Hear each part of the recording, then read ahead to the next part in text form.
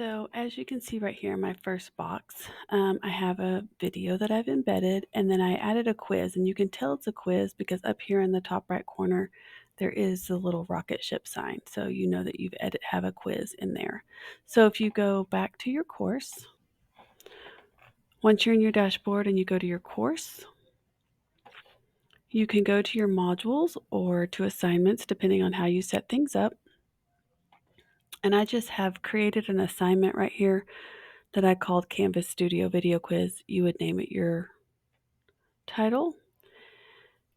And then when you get in here to edit it, you'll put your directions here. So watch the video and answer the questions. Okay.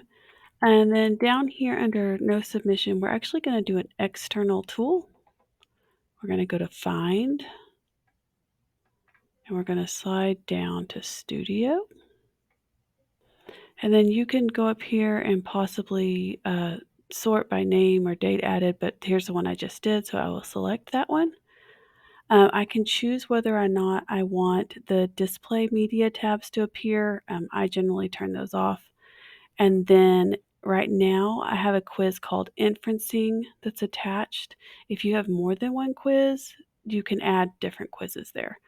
So we are going to embed it. You could also change your mind if you picked the wrong one. But if I embed it and I click select, I can change attempts, all my other settings, and then I can save it.